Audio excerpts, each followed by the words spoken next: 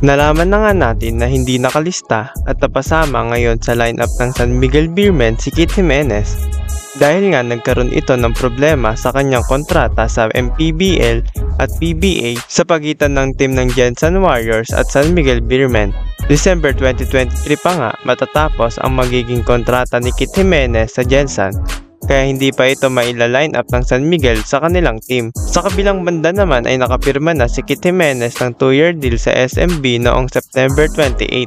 Halos 2 linggo na nga lang bago magsimula ang bagong season ng PBA sa conference ng Commissioner's Cup sa darating na November 5, which means ay simula November at sa mga unang weeks ng laro ng SMB ay hindi pa makaka-line up si Kit sa San Miguel. Dahil kapag naglaro siya sa team ng San Miguel nang walang consent o hindi pa tapos ang kanyang kontrata sa Gensan, ay maaari siyang masuspend o ang worst scenario ay maban siya sa liga ng MPBL dahil sa hindi pagsunod sa kontrata.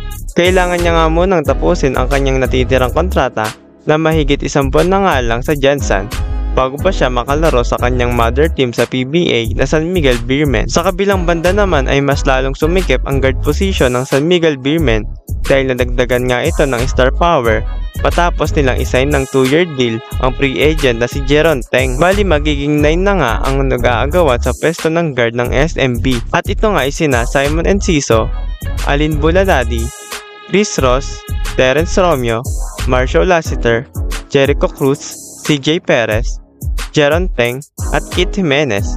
Pero ngayon nga ay patuloy pa rin ang ensayo ni Kit Jimenez sa team ng San Miguel Beermen at maganda naman ang kanyang pinapakita sa bawat practice nito sa SMB. Sa tingin nyo ba ay magkakaroon si Coach Kit ng playing time sa kanyang rookie season sa San Miguel Beermen?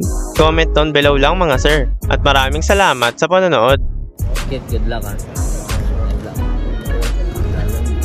Jamil!